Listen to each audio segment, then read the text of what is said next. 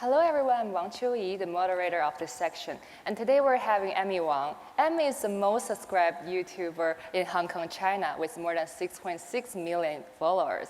So welcome, Emi. Thank you so much for having me. So Emi, can you briefly share with us about your journey, how you started your channel and what inspired you to choose your focus on wellness and fitness? So 7 years ago, I was working in an office job back then, and like a lot of people probably know, when you work in a corporate job, the harder you work doesn't mean that you will get a raise. And at the time, I feel like I want to be able to earn more money. So I thought I would maybe be a personal trainer on the side because I myself was quite into fitness. And so I got my personal training license, and I was trying to figure out how to become a part-time personal trainer. But with a full-time office job, sometimes you need to OT working in Hong Kong, and so then it's quite hard to figure out the schedule. And so I thought maybe I can film some workout videos at home and post it on YouTube to earn some extra money. So that's how I started, just to earn some extra money. And I'm so glad that my company before did not give me the raise. And when that didn't work out, I was able to start my whole career on YouTube. And that's also how I got into fitness and wellness, because I was very into it at the time. I really would say thank you to your video because it contributes to me, like how I can keep myself in shape. Thanks for watching my videos. So your content really spans from fitness to beauty, travel, and even fashion. So how do you maintain a balance in content to appeal to such a diverse audience?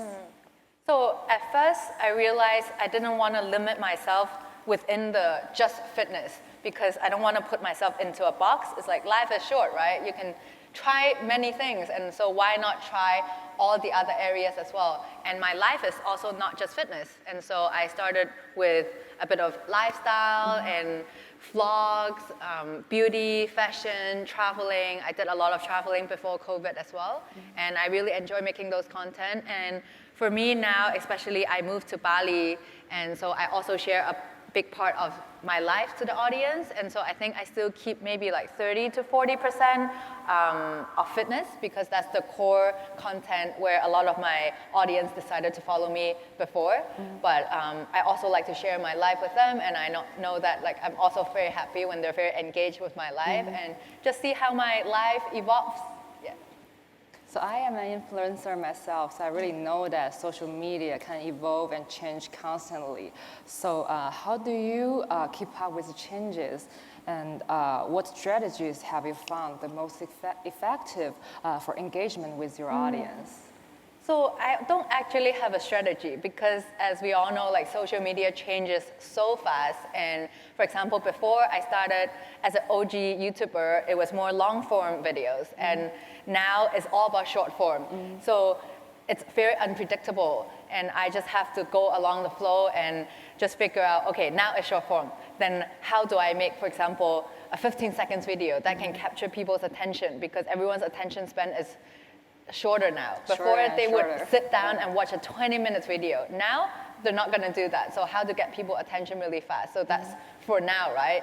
So maybe next week there will be some new platform, or now it's all about AI. So I think for me it's just keep changing with the world, and don't limit yourself to like, okay, I'll just be a YouTuber. I won't go do the new things. Just try everything. Yeah. And I know that you are starting your own brand in supplements, so can you tell us more about your brand? So for me, I used to get sick quite a lot, especially before COVID, when I was traveling a lot. And so during COVID, everyone is a bit scared with their health, and that's when I started taking supplements, and I didn't get sick for like 2 years. And I start to go into supplements a bit more and more, and I did more research, and I realized how much positive impact it had on my health. And so a year ago, I started with my team on this supplement business, and we just launched a few months ago. And yeah, right now we're mainly in Hong Kong, but we're also targeting to expand it to globally. Congratulations. Yeah, thank you. So what are the most significant lessons you've learned about yourself and your career? For me is that I don't need to just follow a traditional path, that I feel like a lot of us, especially in our like Chinese upbringing, we feel like we need to study well in school and then graduate by a certain age and then find a job and then settle down, need to buy property. And we all thought like, that's the path we need to follow to be successful in life. And now because I've left that traditional path and I realize there's so much that you can create in your life and there's so many other paths. Just because you're not following exactly the traditional path by the exact timeline, it doesn't mean that you are a failure. Because we know that work balance is like the topic we talk about all the time nowadays. So can you tell us more about how you balance your work and your life? So when I first started YouTube, I really wanted to reach like certain goals. And so I used to have no work-life balance. Every single minute I was working. And especially my first year, I was still working my full-time office job. And so I just used all my free time, like my lunchtime, my weekend, to work on my YouTube. And then, so for the first year, no work-life balance. What were you doing when you were doing office job? So I was doing social media for this activewear brand called Lululemon. Oh, okay. Yeah, and so back then, just work and work and work. And then I realized a few years ago, I got to a point where it was like burnt out.